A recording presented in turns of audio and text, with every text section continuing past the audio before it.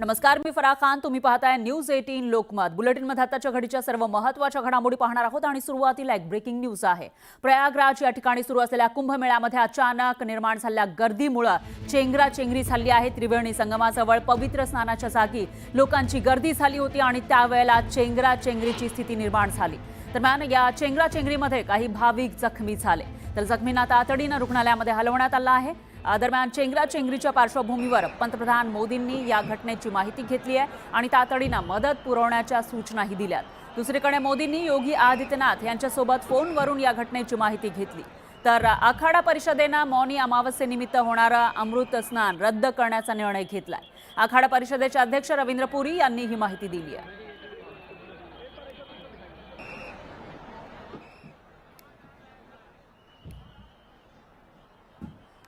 आणि याविषयी बोलण्यासाठी महंत सुधीर दास हे आपल्या सोबत फोन लाईनवर जोडले गेले आहेत. सुधीर दासजी, चेंगराचेंगरीची घटना घडलेली आहे प्रयागराजमध्ये, नेमकं काय घडलं होतं त्यावेळेला? अत्यंत दुर्दैवी अशी ही घटना आहे. त्यामध्ये असं झालं की काल 7:10 मौनी अमावस्या ही सुरू झालेली होती. त्यामुळे भाविकांचा जो दर्शनाकरता त्याचप्रमाणे स्नानाकरता जो रेटा होता हा संध्याकाळी 7 वाजल्यापासूनच प्रचंड प्रमाणावरती भाविक येणं सुरू झालं. प्रशासनाला साधारण अंदाज होता की 7 कोटी ते 10 कोटीच्या आसपास भाविक दर्शनाला येतील, त्याचं नियोजन होतं. परंतु साधारणतः जी माहिती समोर येत आहे आणि ज्या परिसरामध्ये संपूर्ण जर पाहिलं तर 15 कोटीच्या आसपास भाविक असल्यामुळे मोठी गर्दी त्या ठिकाणी झाली आणि जे काही बॅरिकेड्स होते ते बॅरिकेड्स काही ठिकाणी तुटले. त्याचप्रमाणे संगमावरती मुख्य जे स्नान आहे हे आमच्या सर्व साधू आखाड्यांचं स्नान झाल्याशिवाय आतमध्ये कोणी स्नान करत नसतात. परंतु त्या ठिकाणी देखील भाविकांची खूप मोठ्या प्रमाणावरती गर्दी झाली आणि तिथे चेंगराचेंगरी झाल्यामुळे गोंधळाची परिस्थिती उत्पन्न झाली होती. परंतु आता परिस्थिती अत्यंत नियंत्रणामध्ये आहे.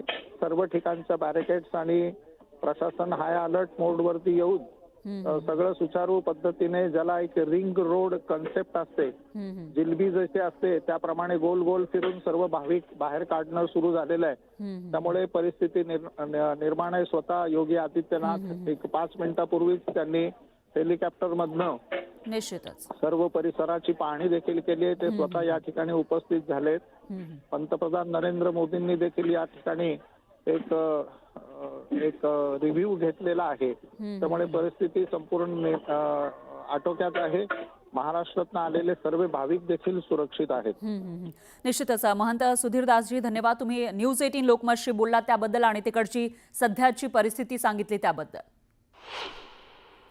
दरम्यान प्रयागराजच्या कुंभमेळ्यामध्ये चेंगराचेंगरी झाली आहे. मोदींनी यावेळेला उत्तर प्रदेशचे मुख्यमंत्री योगी आदित्यनाथ यांच्याशी संवाद साधलेला आहे. सतत ते संपर्कात असल्याची माहिती समोर येते. मोदींकडून योगींना 3 वेळा फोन केल्याची माहिती आहे आणि त्यांनी या घटनेची माहिती घेतल्याचं कळत आहे. फोनवरून योगींनी चेंगराचेंगरींची माहिती सुद्धा दिलेली आहे. तर मोदींनी योगींकडून फोनवरून याविषयीची माहिती घेतलेली आहे आणि देशाचे पंतप्रधान मोदी उत्तर प्रदेशचे मुख्यमंत्री योगी आदित्यनाथ यांच्यासोबत सतत संपर्कात आहेत. 3 वेळा त्यांनी फोन केल्याचं कळत आहे.